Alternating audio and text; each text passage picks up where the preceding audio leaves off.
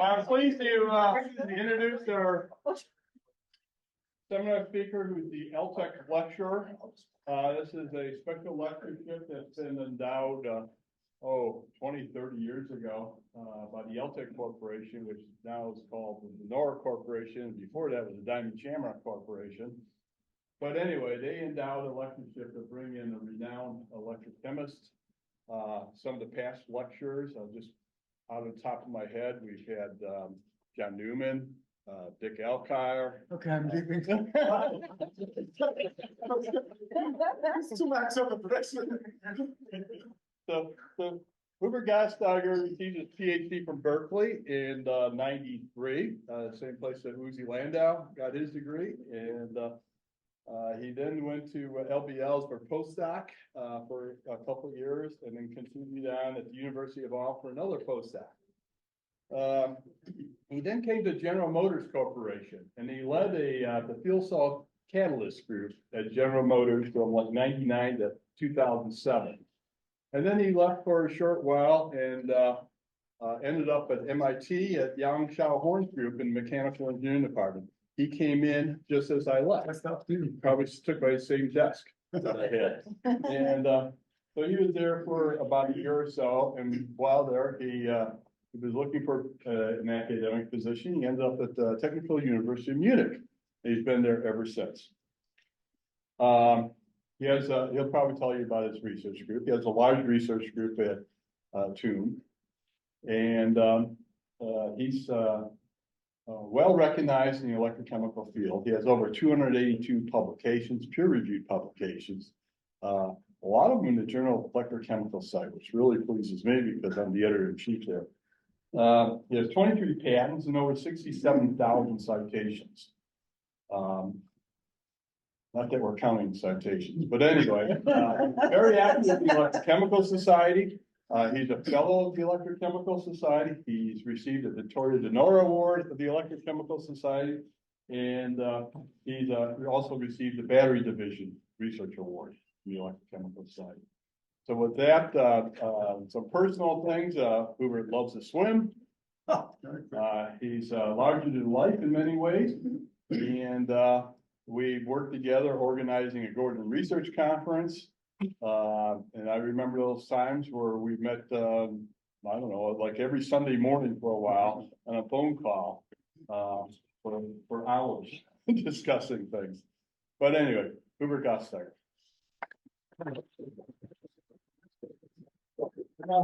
Thanks for the introduction. It was, of course, nice to be lured to Case with the offer to have a rec swim every day, but that it would be put on my schedule, I didn't realize. So it's a bit embarrassing. And then the other thing is, of course, John Newman was on my PhD committee and flunked me in the first attempt. A bit humbling. But anyways, I learned a few things, hopefully, since then. So what I wanted to talk about here is a little story we did recently, together with a former student of mine who is at BMW, and it has to do with a little problem they encountered when they were trying to understand how far they can drive the potential of battery electric vehicle batteries and what type of testing procedures they would use to this.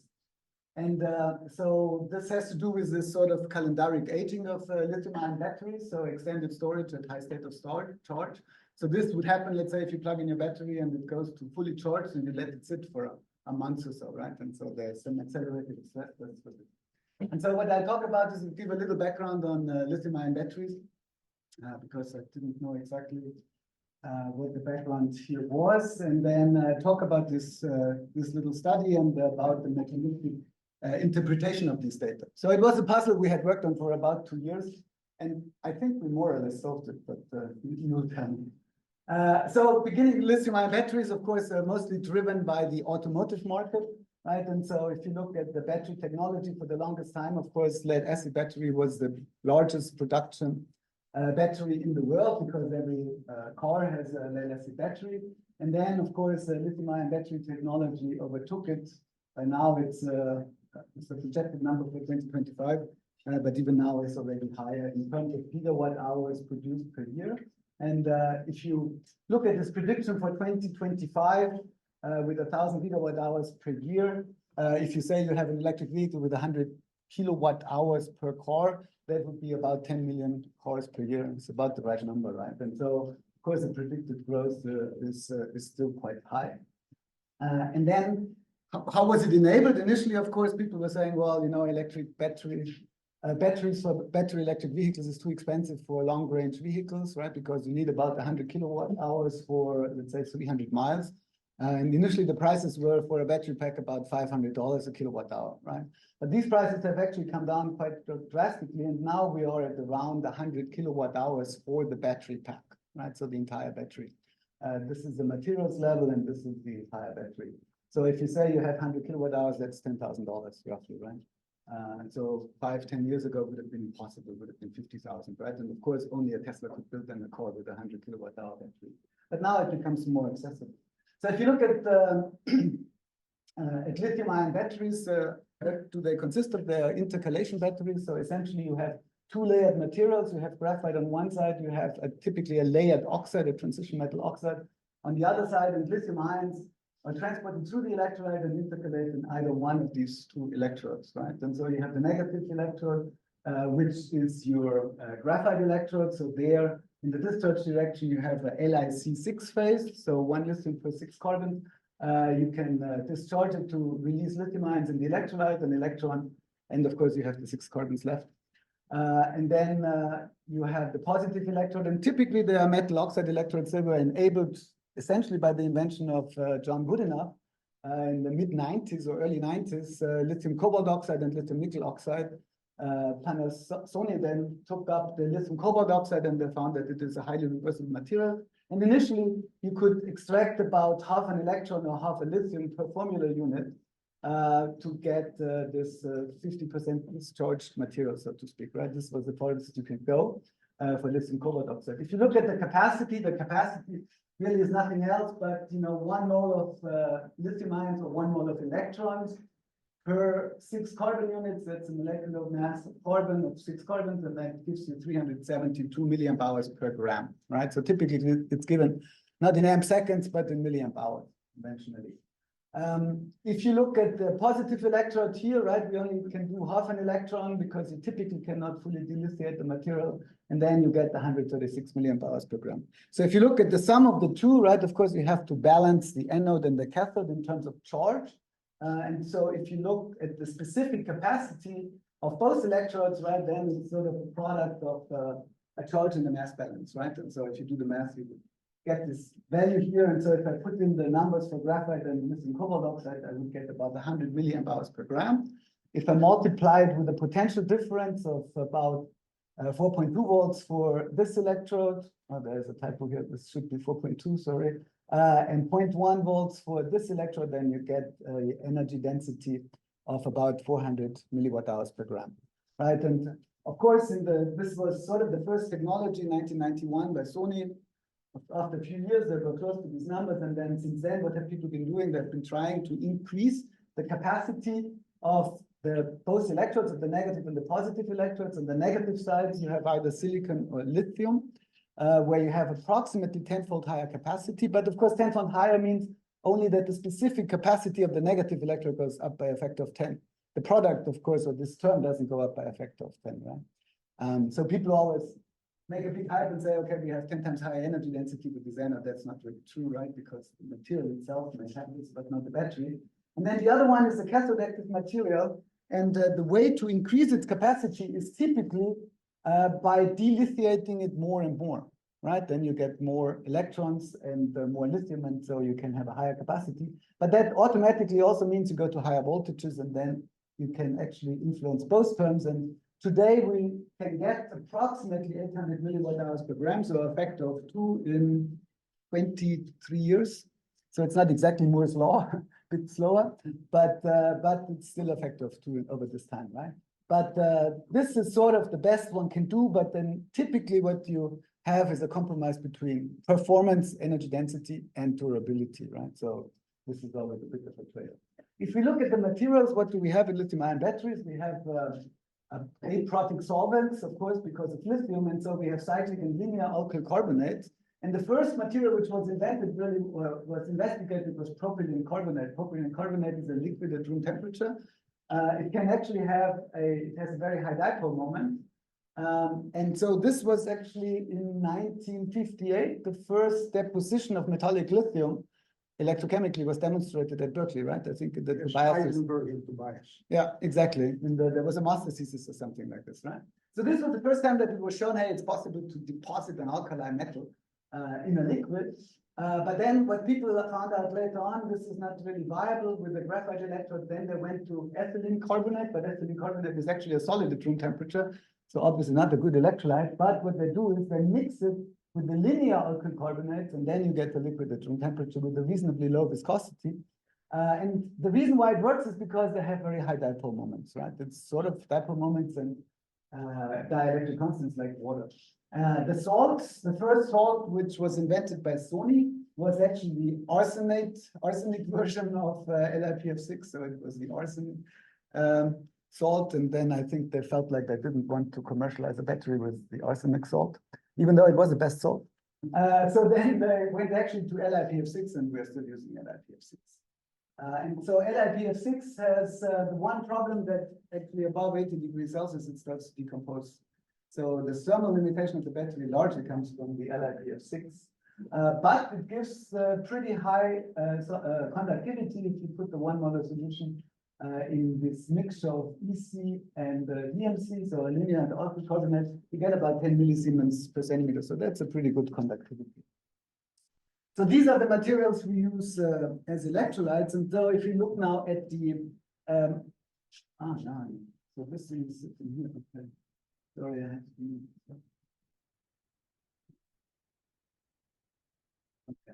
Okay. If you look at the two electrodes independently, right, then what you see is for the layered materials, this is an NMC material. NMC is nickel, manganese, cobalt.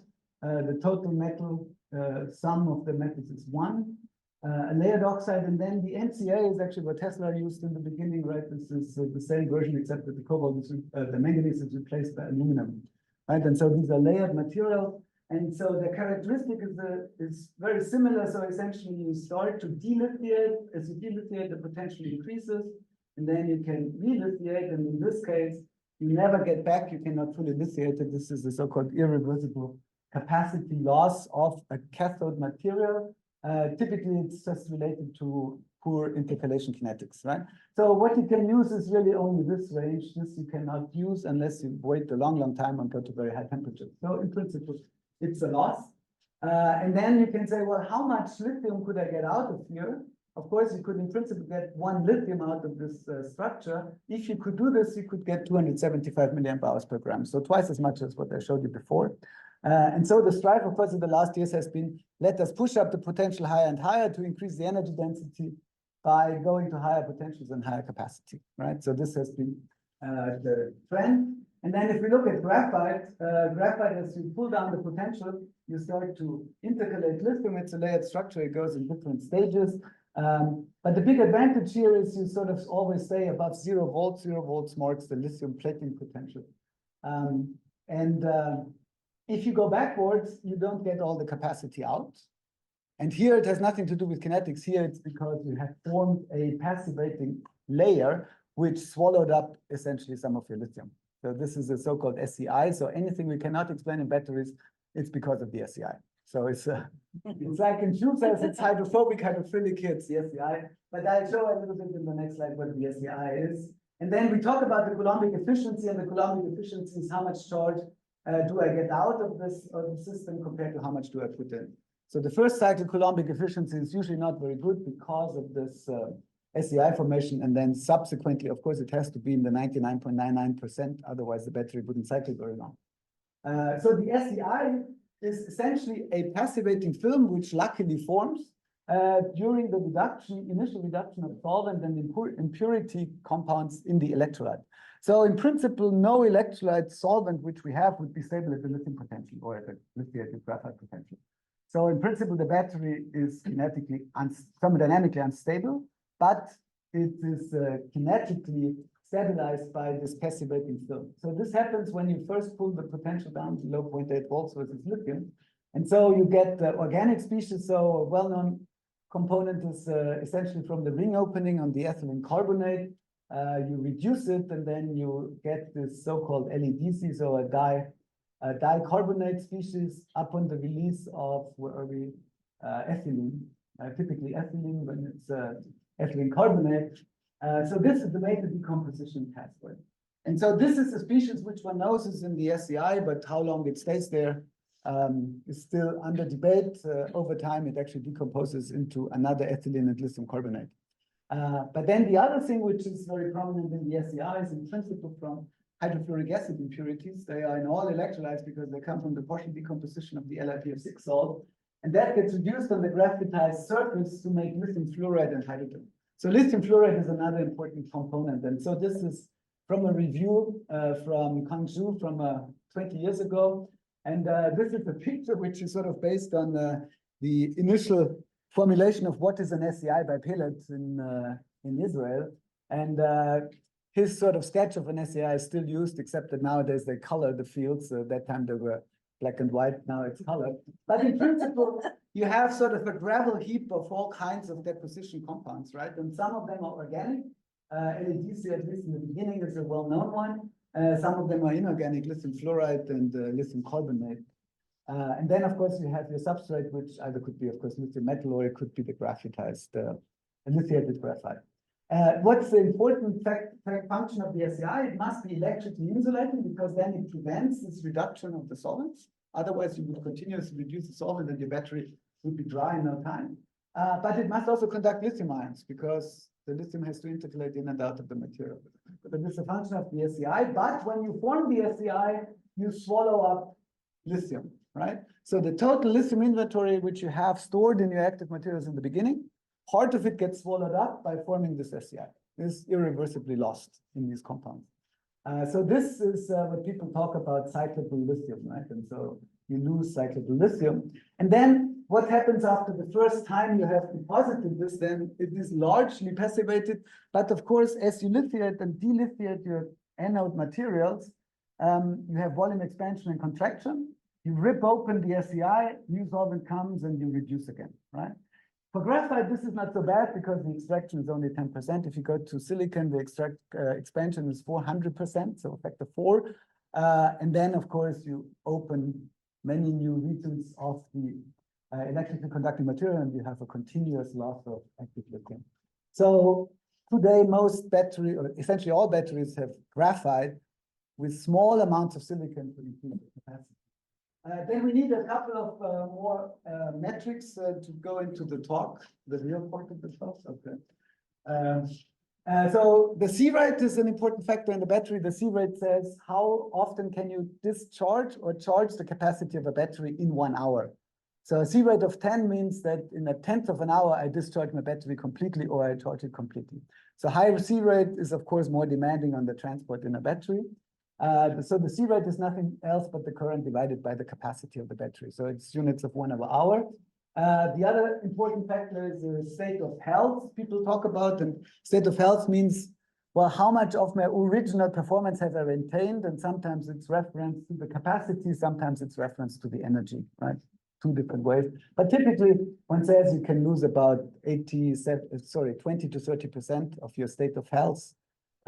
Defines the typical end of life of a battery. But that's, of course, arbitrary and depends on the application. But for the car industry, it would be 80%. Then we have durability tests, right? Because you have to be able to predict, well, what will happen with the battery in 10 years or after 1,000 charge-discharge cycles, right? And so there's basically 2 different tests. One is the calendaric aging. You store the battery at a high state of charge, so at high potential, at typically higher temperatures. So the assumption is, I don't know, I'm sitting in Texas, my car is fully charged, it's sitting in the sun, it's 45 degrees. How often can I do this? And then the other one is a cycle life test, because the cycle life test, of course, stresses the volumetric expansion and contraction of your anode, and then you consume lithium. And so what is the failure mechanism we see? Well, the most prominent one is, of course, the loss of cyclable lithium. If I lose cyclable lithium, I lose capacity, so I cannot put as much energy in and out anymore, right? And so one Important function, as I said a few times already, is the volume expansion of the negative electrode. Then the other thing is I can pull the potential inadvertently down to below the potential where lithium plating can occur. If lithium plating occurs during charge, I create a fresh lithium surface, which of course can reduce solvent. If I do this every cycle, I always reduce solvent, and at one point there's no solvent left, right? And so lithium plating is very detrimental. And so it happens if you do fast charging, and there it's mostly because you develop concentration gradients from one electrode to the other, and you get the concentration polarization. Then the other one is that the impedance of the internal resistance of the battery grows. This means the kinetic resistances and the ohmic resistances or overpotentials go up, and that lowers the rate capability.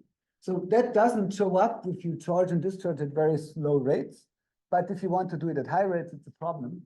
And so this can happen either because I make a lot of solid electrolyte interface, a high resistive layer, or it can happen because I have pulled the potential of my positive electrode materials too high, at which point I'm restructuring the surface into rock salt and spinel layers, which have very poor lithium conduction properties, and then you get also resistance. And then we have a loss of cathode active material. That's of course related to this, because if you make a rock salt that is or a spinel layer, then this layer cannot properly store lithium anymore, and I lose quasi-active material. And the final one is all of these processes are often related, accompanied by the formation of gases. And so you can build up a pressure in the cell, and if the pressure becomes high enough, the cell blows open. So that would be also the end of life. And so typically you have two different categories of lifetime data, right? So the one on the left here is two different cells, which they cycle over a certain number of cycles, and they look at the capacity loss over time, right? So it's normalized to the beginning of life capacity. And so you see a behavior where you just have a gradual decay of these curves, right? So this is of course nice because you could make a model and say, okay, where would I be after 1,000 cycles? Of course, unfortunately, you have other things where it looks similar. You have a gradual decay in the beginning, and then all of a sudden it plummets.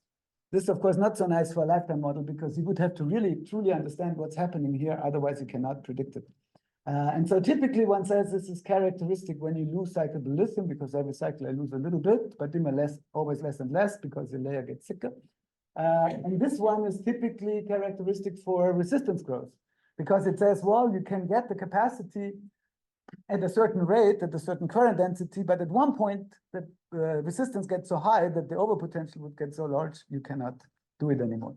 And so this is sort of how this is generally interpreted. And what I'll show you in the talk is that there's another very simple, not so simple, but there's another phenomenon which can actually lead to the same behavior, which has nothing to do with impedance growth. Okay, so with this, I'm done with my introduction. Thanks to Bob, I shortened this, the trip is still long. But I think now everything else should be very simple to understand, I hope. So this problem here started out it was a problem at BMW. So BMW had a process by which they were trying to understand how high can I drive the upper cutoff potential of my battery for the vehicles. And so what they needed was they wanted to say, well, if I can lift the potential 50 millivolts, I can get 5% my energy density, and I can, have 5 kilowatt hours more in my battery. But they, of course, also realized that if you go too high in a potential, you run the risk that you get degradation, right? And so they tried to develop a degradation test which would mimic this, right? Which would allow them to predict how would the battery behave after 10 years of usage, right? And so they had one test which they used for this, where essentially they took a battery, they charged it to a certain state of charge. So in this case, state of charge is just the 100% value of the battery, right? This is not full dilution. And then they held it typically at elevated temperatures. And then what they did is they held it for 1 month, 4 weeks. Then they measured the capacity of the battery, how much could I charge and recharge. And that they monitored every month, right? And so typically this is quasi your state of health, right? 80% is acceptable. So they said, well, after half a year, we only lost less than 10%. What's the chance that a customer keeps a fully charged car for half a year sitting in the sun? Maybe not so much, right? So they thought this is perfect, right? And so based on this test, they hiked up the potential, right, from 4.05 volts to 4.3 volts and so on. higher voltage, higher energy density, because I get more capacity and more voltage, right? So that was all fine. Then they also monitor the internal resistance. This is typically by a pulse method, but essentially it measures the resistance at different states of charge. But what you can see is this is at the end of 150 days, and the resistance increased, depending where you measure, somewhere around 50%. But the overall value, which they couldn't show here, is very small, and it doesn't matter, right? So they thought, makes no difference. These conditions are both fine, no problem. Then, that was usually the end of the test. But then there was some person, for some reason, said, okay, let's just take one of these H cells and let them run our regular profile. And the regular profile was a slow discharge, right? So C/3 means 3 hours to fully discharge. That would be a typical driving profile. And then a fast charge where you go from 10 to 80% state of charge in 25 minutes, but they did it by a pulse. So it was a C rate of 3. So in 20 minutes, 25 minutes, no, 20 minutes would be C. So what they saw is for this cell, which was stored at 60 degrees, which they considered to be the most extreme condition, it behaved fine, right? So 400 cycles, it lost another 10%. So this would be sort of end of life, right? 20% loss in capacity, which 400 cycles would be reasonably good. Then they took the black cell, and it was dead in a few cycles. Right? Even though before it looked better than the one which was stored at 60 degrees, and in the resistance they were indistinguishable, right? And so the question is, how on earth is that possible? And so what they found was that in this cell, when they opened it, they found a lot of lithium plating. So metallic lithium was depositing in every charge, right? And if you deposit metallic lithium in every charge, you sort of consume your electrolyte. So it was not clear where it would come from, right? All they knew is you had lithium plating. But where did it come from? Well, then that's what we discussed, actually, because he's a former student of mine, and then we just met just for fun, and we discussed it, and then we said, okay, what can it possibly be? And so there's one evidence in the literature that when you look at the electrolyte transport model, so where you consider diffusion migration, the Gallagher et al., they proposed a model which they said, well, the discharge capacity, or the charge capacity which I can get, is proportional to the diffusion coefficient, of course, proportional to the concentration of your salt, and inversely proportional to 1 minus the transference number. So in principle, what it says is, okay, the salt concentration should play a role. And one of the assumptions was, is it really possible that this loss of rate capability, the fact that they run into lithium plating in every single charge, is related that they have consumed LiPF6. And so until that point, there had been some measurements in the literature where people looked at sort of, does these concentrations change? Jeff Downstream found for H cells not any changes, but then there was one literature study which suggested that you actually consume part of the salt, but it wasn't clear how you do it. And so the question was, well, could this be the possible reason? And so this started the 1.5-year journey. So what we did then is we built cells which had very similar electrodes as these commercial cells, because on the commercial cells, there were constraints in terms of confidentiality, and built single cells. Then we did a discharge rate test, because then you avoid this problem of lithium plating and changing your battery during your diagnostic, but principle makes no difference. And then we did a constant voltage instead of open circuit voltage storage, because it's a bit more defined and a bit more aggressive. And so the test we did is just a cycling procedure where you form your cell in the beginning, then you do some characterization with regards to capacity and resistance. And then we did a rate test at different C rates, right, from slow to very fast, and then going back to the initial one. And then we did a CV hold at 45 degrees, so like the other cells, but at different potentials. 2.8 volts where really nothing should happen. And then 4.2, 4.3, and 4.4 volts where things were observed to happen. And then we went back to do the initial diagnostic, and then we extracted the electrolyte to get the lithium PF6 concentration, right? This extraction of the electrolyte, which we thought would be pretty cool, turned out to be very difficult. And I'll tell you later about it. But at the end, we succeeded, but this was a lot of effort. And so the objectives, of course, is, well, how does the rate capability really depend on the LiPF6 concentration? Can we confirm sort of this theoretical model based on a Newman model from Gallagher, which was some sort of rough estimate on it? And the other one, do we really consume LiPF6? So for the first experiment, right, we built cells with different LiPF6 concentration. So this is the 1 molar, which is sort of the typical lithium PF6 concentration. And here's a rate test where we look at the capacity of the cell at the low C rate and then increasing the C rate. And so as you go higher and higher in C rate, you lose more and more capacity, right? Or your overpotentials grow. And then there's a check, have you changed the performance of the cell over this test, just to be on the safe side. And so we did this for 6 different concentrations, so from 1 molar to 0.2 molar. And what you can see is when you decrease the concentration of the salt, you decrease your rate capability, right? So qualitatively, like what was predicted by the Gallagher model. So that was clear, right? Then we looked at the internal resistance, and the internal resistance, even when you went to the 0.4 molar, only increased by about 30%. So essentially what it means is if you reduce the salt concentration, you expect that the resistance goes up. But the large contribution of the resistance is kinetics, which is not so strongly dependent on the concentration. It's about half order. And then the other part is your conductivity. Actually, at the high concentrations is that the limit is already going down, because as you go to high concentration, the viscosity increases, the salt concentration increases, so the overall conductivity doesn't change so much. So when you go from 1 to 0.4 molar, the changes are very minor, right? So that means even if I had gone in my cell before from 1 molar to 0.4 molar, I would only expect an increase in the impedance or resistance of 30%, and this is sort of what you saw, right? So it just says it's plausible.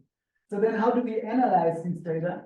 So one way was, okay, we took here every second cycle at the given C rate, and we plotted the capacity normalized to the lowest C rate as a function of the C rate, right? And then you get these different points here.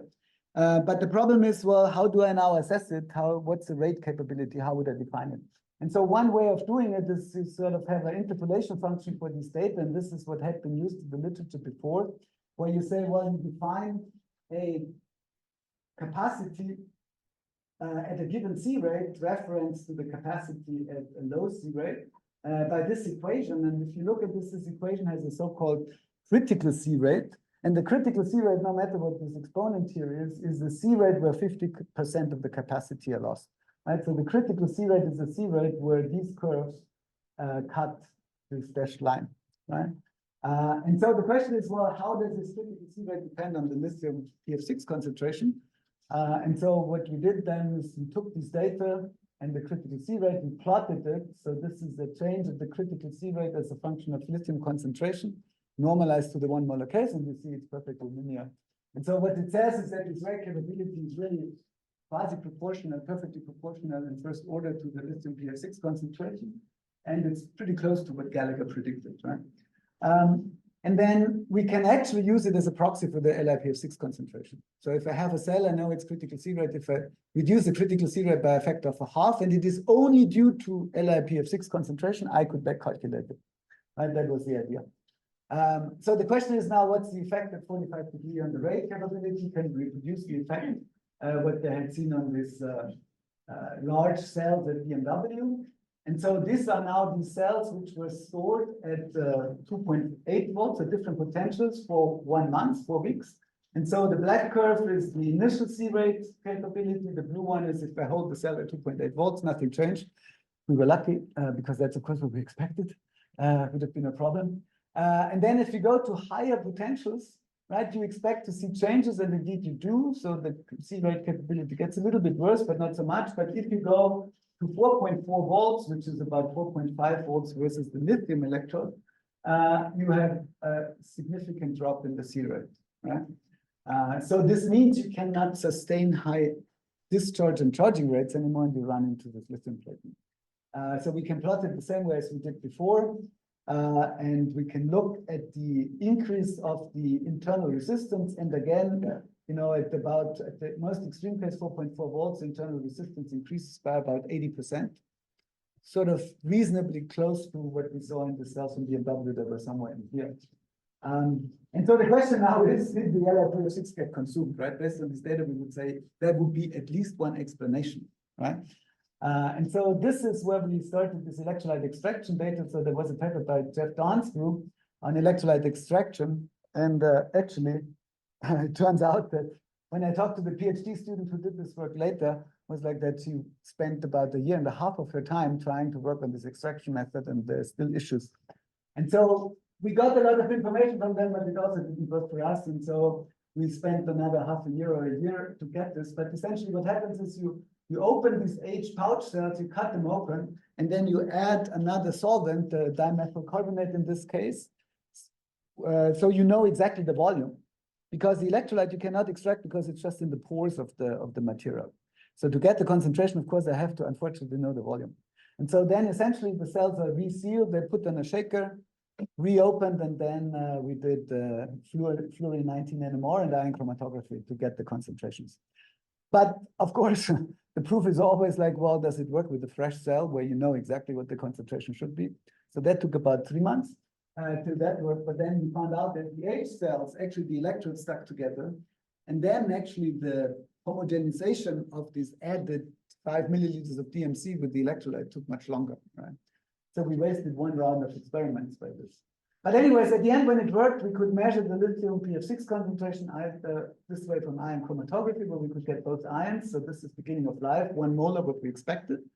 The end of life cell at 2.8 volts, where there saw no changes, same concentration within our errors.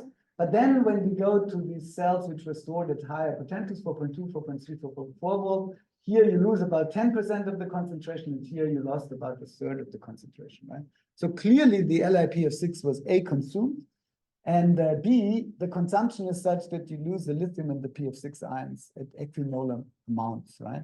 You could, of course, envision that you put other cations in solution and you just snatch out the lithium or whatever, right? But so here was clearly a 1-1 concentration. And so when you compare with the NMR data, and the NMR, of course, we could only measure the PF6 concentration in this case, but it all worked out reasonably well, reasonably similar numbers. And so again, at 2.8 volts, no change. If you go to 4.2, 4.3 changed, and then 4.4, it looks quite significant. And so the question is this loss of rate capability consistent with the LiPF6 concentration, which we measure?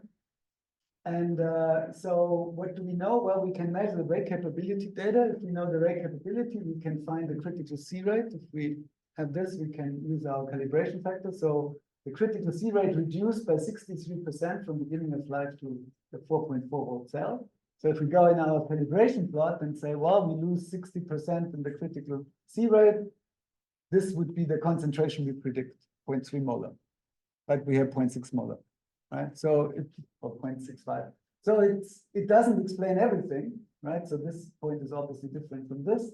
So for the 2.8 volts, it worked, but for these cells, it did not work. And so there must be additional effects which lower the rate capability, right? So there was some evidence from the measurements directly in the cell that we lost cyclable lithium. That was one point. But then there was also evidence that we had a significant impedance growth. So we did also some post-mortem analysis on taking the electrodes, harvesting them, building separate cells against the lithium electrode. But essentially what you then can do is you can take the discharge curve of the cathode of the anode separately. You can compare it to a fresh cell. You see absolutely no difference. So there's no negligible capacity loss, right? So this is out of the picture.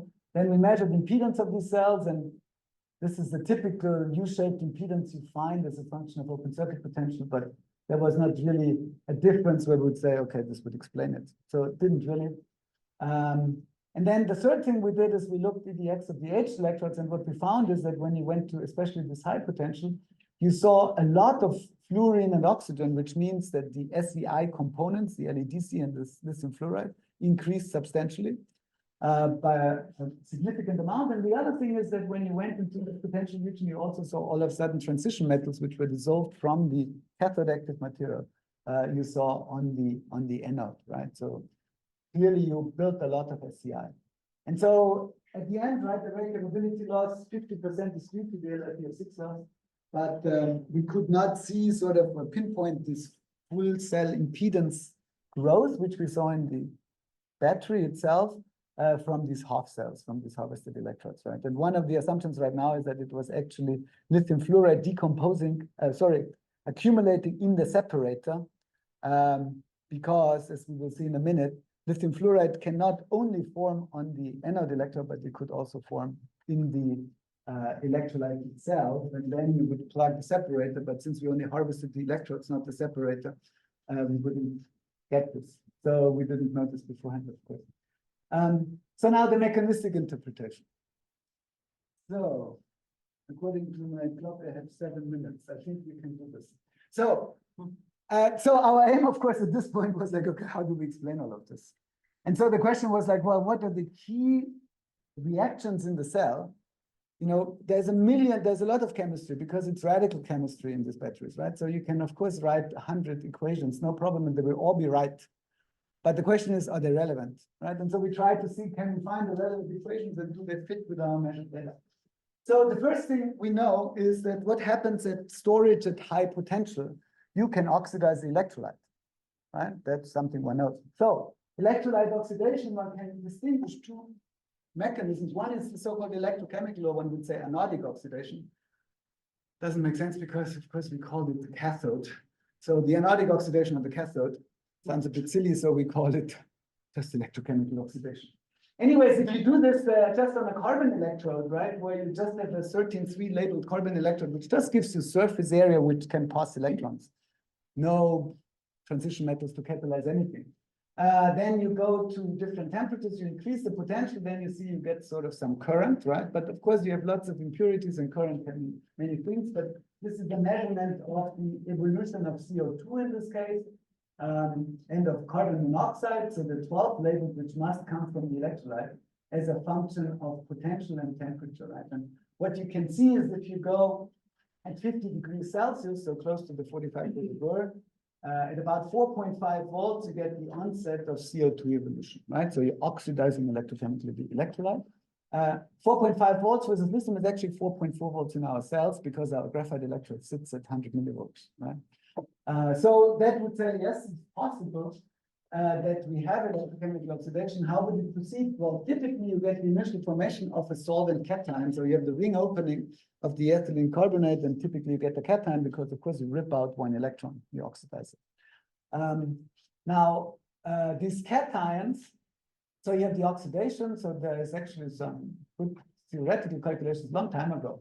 You get some solvent cation, and one can write different schemes to try to explain how would they decompose in the electrolyte phase, right? And there's many pathways, but what's known is there's pathways which form CO2, and there's sometimes pathways which form CO.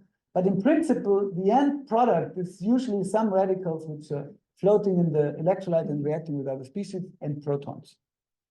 And when you go in a real cell and you let the protons go to the negative electrode, then you see, of course, hydrogen, because then you reduce the protons to hydrogen, right? And so these experiments here were done in a two-compartment cell where there is no transport allowed between the positive and the negative electrode. The working on the counter electrode, only ions can pass. So this is the lithium-ion conducting glass, which is sealed with aluminum on the edge.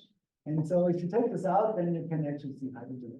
So one thing is clear, we are making protons and accompanied by gases. The next question is, okay, so how does the mechanism work if I just have electrochemical oxidation?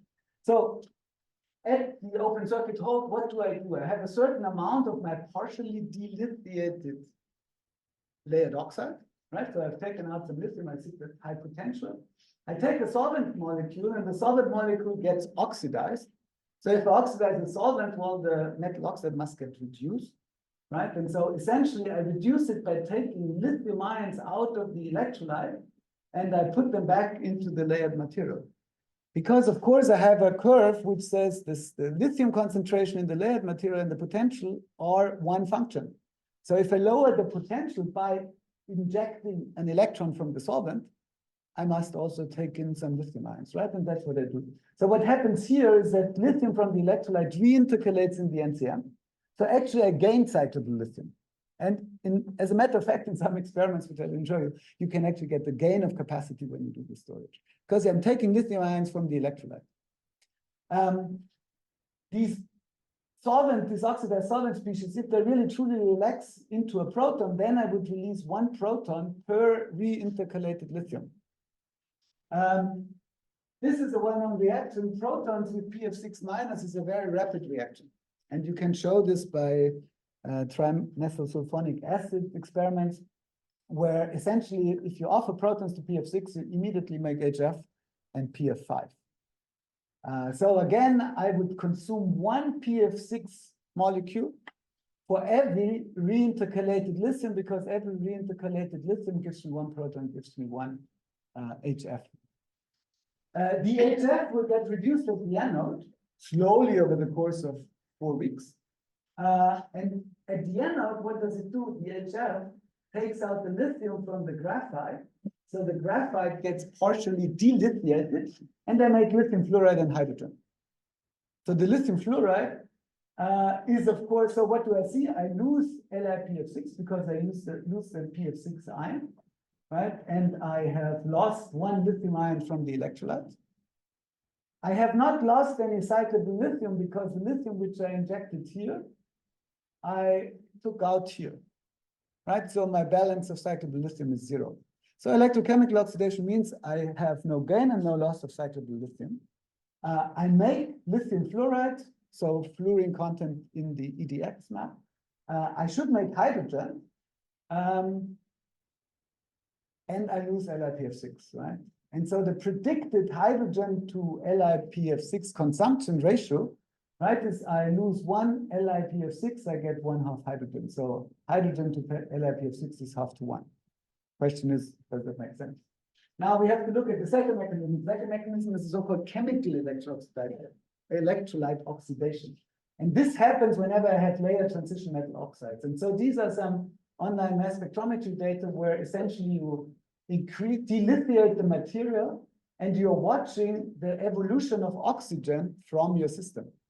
And so what happens is that approximately when you delithiate by 80%, so you take 80% of the lithium out, your MO2 unit is not stable anymore because cobalt O2, nickel O2, they're not very stable.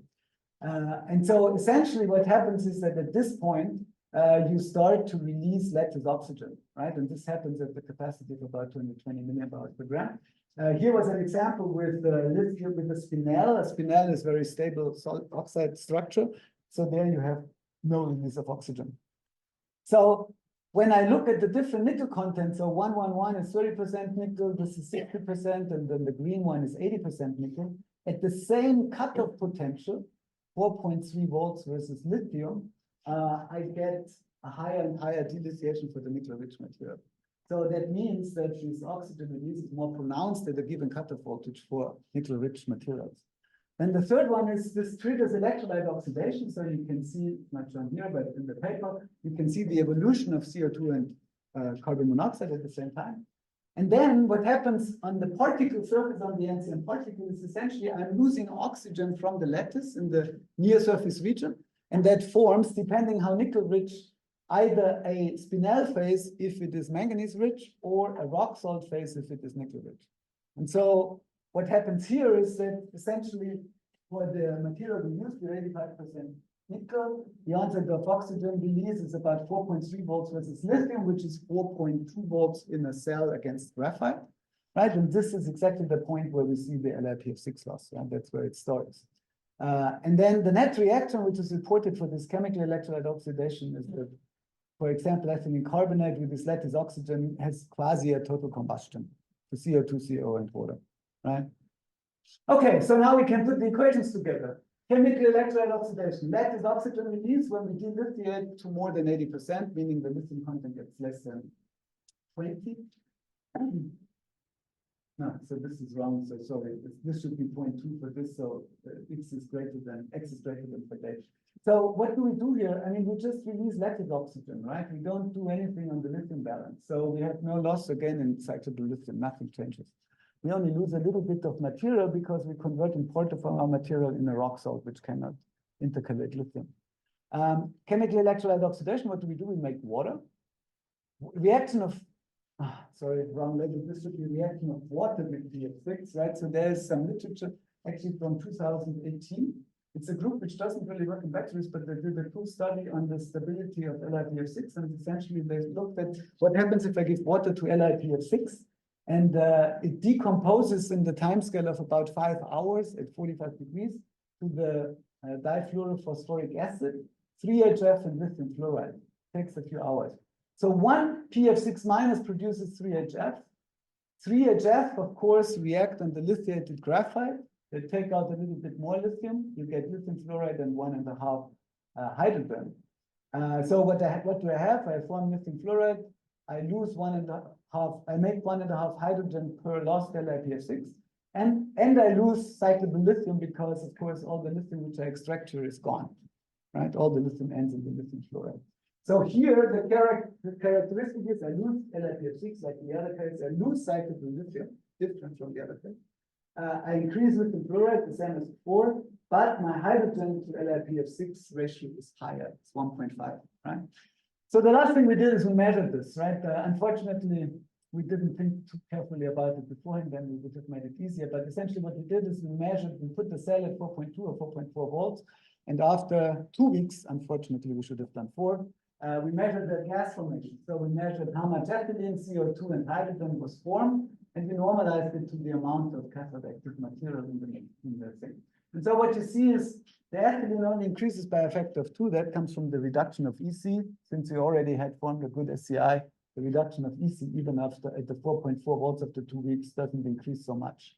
CO2 comes, of course, from electrolyte oxidation, but is formed with either pathway, right? So it doesn't have distinguish. But the hydrogen, of course, is the dominant gas here, and it comes, of course, from the HF reduction, right? So now what we can do is we can say, well, what would be the projected amount of hydrogen after 4 weeks had we done the measurement 4 weeks and not 2? But at that time we didn't know how important that would be. So it's just taking the numbers, essentially saying, okay, how much do I have at beginning of life, and then how much do I have at end of test? So the difference, and then multiplying by 2 to get from 2 to 4 weeks. Of course, the real rate will be a bit lower, but that's the best we could do.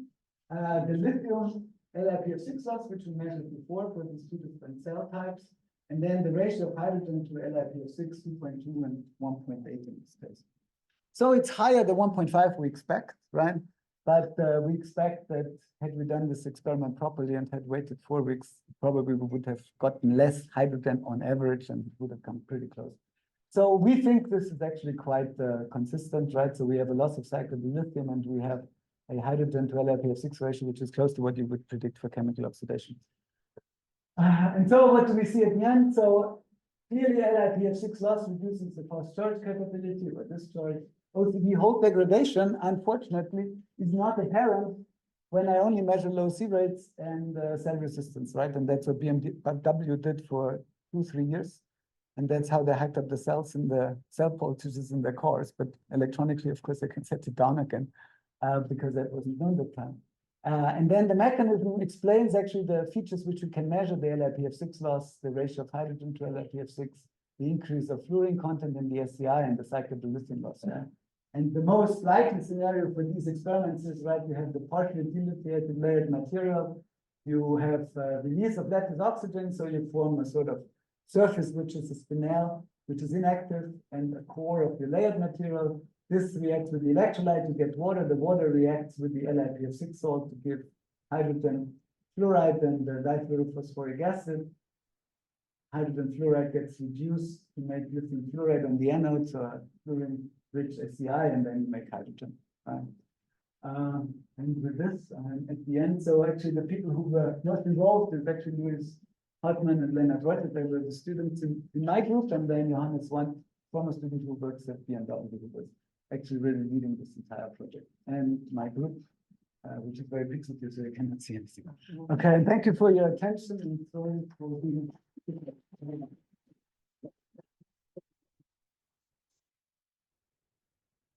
But you're all wondering why batteries don't last long in cars. So, questions? Luigi? You indicated that hydrogen is probably the more pronounced gas. Now, is a hydrogen evolved as gas or is it absorbed?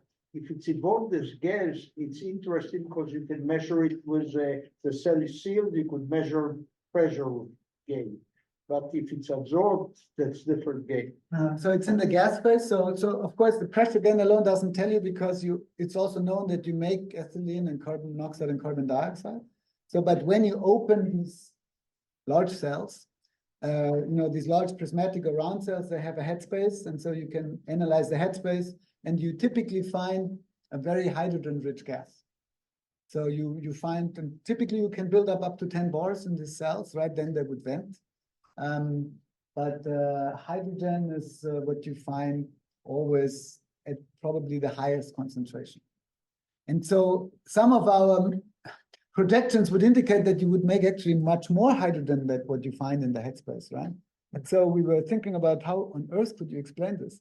But of course, all of these cells have a pressure vent, which is based on a polymeric seal. And if you look at the permeability of these polymers, they of course have approximately 5 to 10 times higher permeability for hydrogen. And if you look at the permeability coefficient, it actually matches quite well that you can actually release a lot of the hydrogen you release in these very slow processes because it takes over months and months, preferentially through the seal. So you always find hydrogen in the cells. So it's not just absorbed, it's really gaseous. I mean, it's dissolved in the electrolyte, a couple millimolar solubility, and then in the gas phase. So could you measure the pressure gauge with a pressure gauge? Yes. Yeah. Then I just would not know which gas gives me the pressure, right? For that, I need to do mass spectrometry. So that's what we do. But of course, if you knew the composition, you could just calculate from pressure. But the pressure increases. And so with the pouch cells, you can see this, they sort of bulge over time. And so usually you have some gas pockets available where you can store a little bit of gas. In the round cells, of course, you don't see because they have a stainless steel can and you don't see the bulging. But typically when it goes above 10 bar, they have to vent it. Other questions? So on the hydrogen, doctor, can you bake that off instead of just releasing it into the air? And I ask that because I was in the electroplating business for a long time, and we would always have hydrogen embrittlements in the parts, and we would bake that off as a way to get rid of it. I don't know if that's practical in this kind of batteries. So you mean bake it off? We would actually put them in ovens and bake off. Oh yeah, but you cannot because the battery doesn't like this. I understand. But what if there's any heat element that might be generated in the process that could help relieve the hydrogen problem? Or maybe you just release it into the air. Well, no. So the release is really just the last measure, right? So because when the pressure rises too high, they have to vent it, and the battery is dead. But it's just a safety measure because the pressure goes too high. Yeah, so embrittlement, to be honest, in this context, I haven't heard. So the cans are usually stainless steel. I mean, it's hydrogen pressures of a couple of bars. I don't know how critical that can be there. Well, the military usually have to get rid of it. Yeah. Thank you. My question is related to the oxidation reaction happening at negative potentials. Can you please elaborate more on that? So you give one electron and ring opens and gives one electron back. How it happens? I couldn't understand that.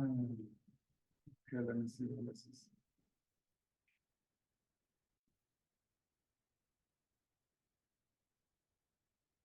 Let me see. I think I have this thing there.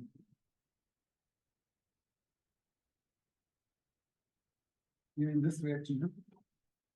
So this is at the negative reaction, right? So in principle, you inject an electron and you open the ring and then you get the radical. And so two of these radicals recombine. So sorry, if you have ethylene carbonate, the order would be just an H, right? So essentially, two of those recombine and then you get ethylene, so the order would be H, right? And then you get this lithium ethylene dicarbonate. This is the species which people find. Now, why exactly you get this complex reaction, right, where you have to get two radicals recombining? Nobody really knows, but it's very clear. You can find by NMR this species, and you can find by gas analysis the ethylene, right? And so the ring opening was also, people had calculated before, sort of where would be the place where you would inject the electron and where would the ring open. So this happens with the cyclic carbonates. If you look at the linear carbonates, then in principle you make a alcoholate, so to speak. I mean, an O- radical.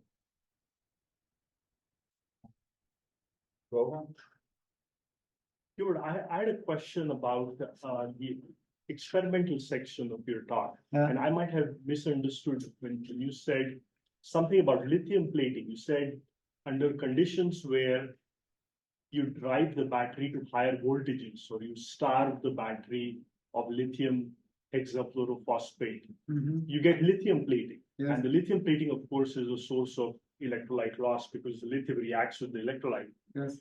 But then when you talked about the mechanistic model, there wasn't explicit mention of lithium plating anywhere. No. It was driven mostly by ethylene carbonate reaction with oxygen creating HF and hydrogen. Was lithium plating in that scheme, or should it be in that scheme? Then there would be no space anymore, but in principle, yes. So essentially, this scheme was just trying to explain where does the LiPF6 go, and how does it relate to hydrogen, right? And is it likely that it's this reaction or this reaction, right? And so in this case, it was really the chemical oxidation because it happens at the lower potential at these temperatures. As you go up in temperature, the electrochemical oxidation potential sinks down very rapidly, and so this becomes preferred. No, the lithium plating really comes from nothing to draw. The lithium plating comes from the fact that, can I draw this? Yes. If there is equal orbits in market. I mean, I don't know whether it can be read, but essentially, okay. So this would be your graphite anode, right? And so when you do lithium fast charging, right, you have to get lithium ions. This is your separator. You have to get lithium ions released at the cathode, right? So the cathode releases the lithium ions, right, as I charge it. And the lithium ions have to go to the graphite, and the graphite has to be lithiated, right? And so what happens is if I do this at a very high rate, then I will get a concentration gradient. So like this, I will get the concentration gradient of the LiPF6 salt. Because here I'm putting lithium in solution, and here I'm taking lithium out into the graphite phase, right? So what happens is that initially when the reaction proceeds, I'm first starting to lithiate more this region, and then this region, the last lithiation and last plateau, gets done at the end. But at a given C rate, I need a certain concentration gradient to drive the lithium. So what happens is that the effective concentration of lithium here is lower than the lithium here, right? If you now look at essentially the Nernst potential and you say, okay, this is the lithium potential at 0 volts for a 1 molar lithium. This would be the graphite potential, right? This would be graphite lithiation at 1 molar lithium, right? Well, where would be graphite lithiation at 0.1 molar lithium? The Nernst equation would shift it down by 60 millivolts, right? So it would be just here. So in order to lithiate the graphite here, I have to pull its electrochemical potential down to this potential. But since they're electrically connected, this guy now here, I'm pulling also down. I'm going sort of, this would be the equilibrium potential for lithium plating. This is where my graphite sits. I pull it down and I come into the lithium plating. And so in this condition, lithium plating happens exactly at the interface between the anode and the separator. And the concentration gradient is required to drive a certain flux. But if the absolute concentration is lower, I run out to the lower concentration here, and that's why I get the lithium. So in the cells which they opened at BMW, they saw that for these H cells, they had lithium plating at this interface. Whereas for the cells which had the no aging in terms of lithium PF6 consumption, it wasn't there, right? So this plating could be explained. So this is why we even thought about this LiPF6 concentration, right? This plating could be explained by this. but nobody knew, nobody had measured these things. And then we saw, okay, the LiPF6 actually gets consumed, right? That explains all of this behavior. But then the question was, well, how does it get consumed, right? That was this attempt here. So mechanistically, why do you consume the salt? And so from this, you can, of course, draw corollaries, right? Because you wouldn't consume the salt if the salt wouldn't react with water, for example, right? And so you can think of other salts like LiTFSI or so, which don't react with water, they don't hydrolyze.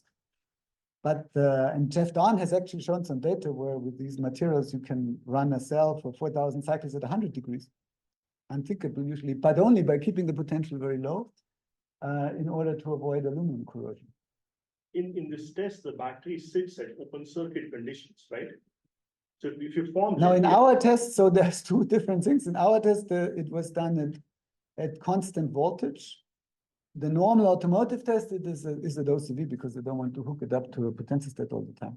But it makes absolutely no difference except that the constant voltage, of course, holds it at a constant voltage versus the OCV. The OCV drops a little bit.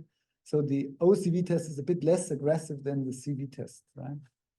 But mechanistically, it makes no difference. It only makes a difference where the lithium, the cyclable lithium, ends up in the electrochemical oxidation, whether it ends up in the cathode or the anode. But it makes no other difference. The point was if the lithium was sitting at an open circuit potential, it could directly react with all the components of the electrolyte. Yes, so the lithium, of course, which you plate here, will react, right, with the electrolyte. So the lithium you form at this interface, really, right? And so then what you form is depending how you do your plating, right? If it's fast, you make bigger particles or dendrite. The outer part of the dendrite, of course, reacts. That's bad because you consume solvent.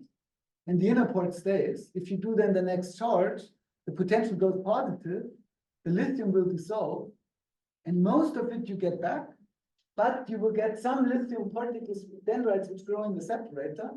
And then when you redissolve them, they disconnect. And then, of course, it's stable. And this is what people call the dead lithium.